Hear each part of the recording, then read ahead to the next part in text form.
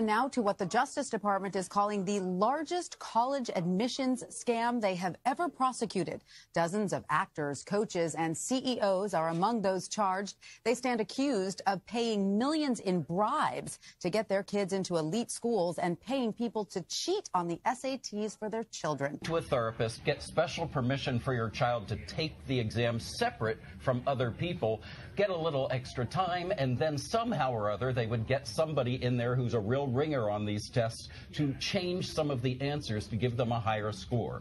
And in fact, William Singer, the man who was in control allegedly of this entire scheme, would sit down with the parents and say, what's a good SAT score for your child? Because they didn't want a score that was too good because it would draw attention, but they wanted it good enough to get into the school. Chip, it's truly mind-boggling. It's almost as if here's a menu of fraudulent services that were allegedly offered, and you could sort of choose your price. Exactly, that's what it was. We're here today to announce charges in the largest college admissions scam ever prosecuted by the Department of Justice. We've charged 50 people nationwide with participating in a conspiracy that involved, first, cheating on college entrance exams, meaning the SAT and the ACT, and second, securing admission to elite colleges by bribing coaches at those schools to accept certain students under false pretenses.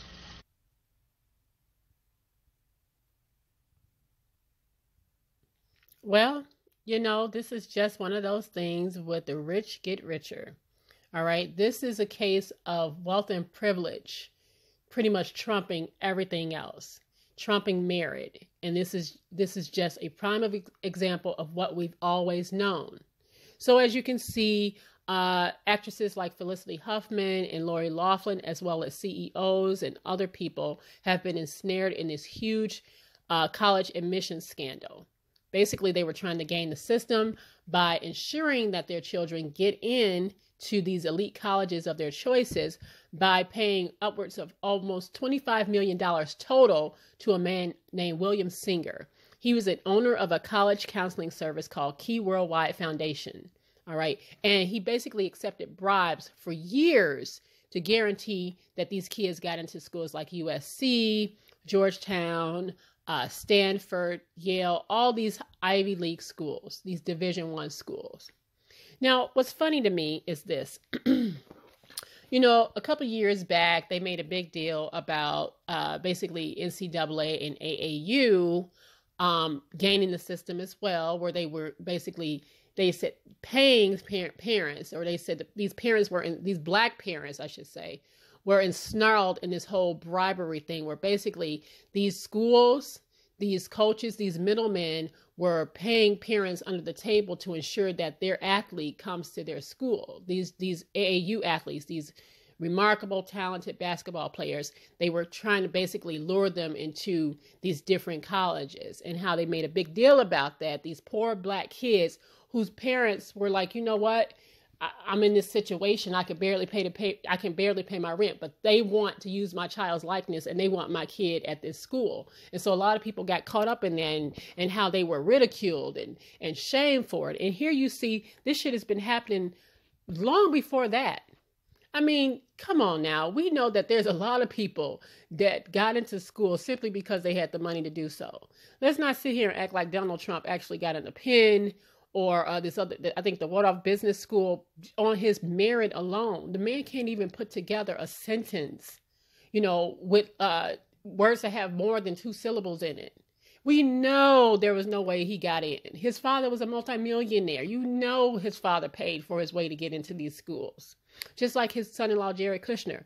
Now, when Jared Kushner became a part of the administration, I remember they did this whole little thing with his high school teachers and counselors, and they said they don't even know how he got into Harvard. He was a terrible student, but we also know that his father paid $2.5 million in a charitable contribution to Harvard, and somehow miraculously, he was admitted, knowing the boy wasn't even qualified to get in.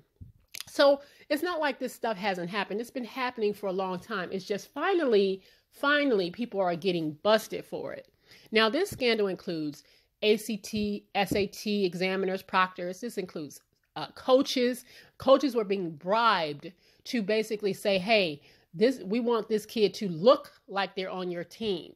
All right, so we're going to set up in a way so that these kids take pictures of themselves doing all these sports.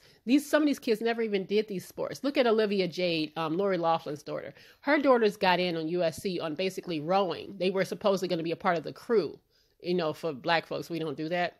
But, you know, it's a white person's type of sport, I guess. I guess rowing.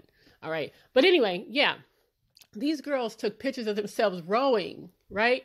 And it's submitted to the school. So they kind of almost had like documented proof that these girls were in fact athletes. Where, you know, goddamn well, Olivia Jade, she's a social media influencer. She has over 1 million subscribers on YouTube. She probably has well over 1 million on Instagram.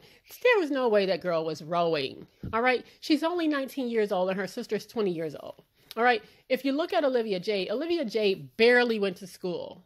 You know, when this whole thing broke, she was actually on a yacht for spring break with one of the board trustees of USC. Talk about really close and hobnobbing with people in high places. That girl didn't even want to go to school. All right. So it's funny to me that a mother and a father would spend $500,000 to ensure that her daughters got into USC when the girl was probably making way more money just not going to college at all. She technically didn't even need college. She already had a deal with Sephora, who just dropped her, by the way. And she was making probably upwards of $300,000 to $500,000, it was said on YouTube alone because of her following. She was bringing in a lot of money. I still don't even understand why they spent all that to get her into school. If you think about it and think about how stupid it is, $500,000 for 2 girls for 4 years of tuition, their tuition probably wouldn't even have totaled that. And their parents spent more trying to get the girls into school than they would have actually spent if they actually got in. That's how stupid that is. I believe there was a parent who spent over $6 million getting their kid into a school. Like, how ridiculous is that?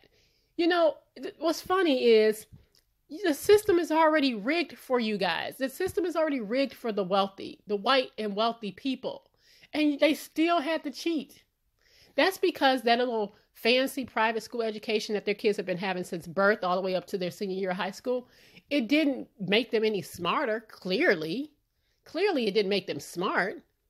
But their parents, of course, knowing that they couldn't control, if they had done it just the regular way, they couldn't control whether their kids could get into a school or not, no more than we can control that. Remember, like once our kids are like juniors and seniors, you want them to get into the school of their choice if they decide to go to school, but you can't guarantee that. But these parents, of course, with their money, decided we're going to micromanage it. We're going to guarantee that our kids get into the school of their choice because heaven forbid they don't get their way. And because I was a teacher, I understand how this works. See, I've seen this far too often. Parents walk around and kids walk around, especially the kids, entitled. These kids have basically slacked off for their entire lives because they knew that mommy and daddy would fix it. And trust me when I tell you, parents that do everything for the kids raise kids that can't do a damn thing. They can't.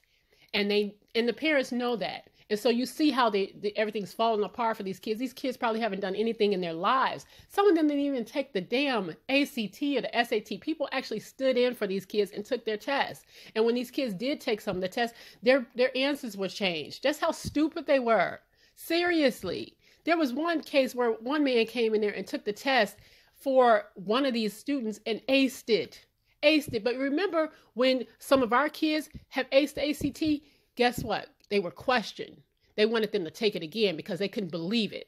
And that's what bothers me the most is that Black kids get the most heat when they go off to one of these schools because it's automatically assumed that they must be there for affirmative action. They must have got in on a quota. They couldn't have just got in on their own merit. Remember Justice Antonin Scalia, who told our kids that, that technically, some of our kids just aren't good enough. They're not smart enough to get into these Ivy League schools. When all along, these white kids have been gaming the system. We knew that they weren't getting in on their own merit. While some of them have, a lot of these wealthy kids did not get in because they're smart. They got in because their parents knew the right people and they paid the right amount. So let's be clear. Money is the ultimate affirmative action. It just is. It can open doors that you wouldn't even dream of or you couldn't believe. Money always opens doors, and this is just an example of that. And we keep sitting here telling black kids, if you just study, if you just work hard, we see that that's bullshit. In many cases, they do study and they do work hard. And this is what happens, that they get pushed to the back of the line for kids who have money. And if they do, in fact, get into the school, everybody assumes that it's because it's a quota system. And they got in because, you know, they were fulfilling a quota. And these kids, these wealthy kids, took spots away from kids that actually earned it. Some kids were waitlisted because there were no room for them. You know, these schools can only take so many kids. And these kids have the nerve to take spots from kids that actually earned it. Now Olivia Jade and the other kids are like, oh, well, we don't want to go back to school. We're dropping out. They decided to drop out because they're afraid of being bullied.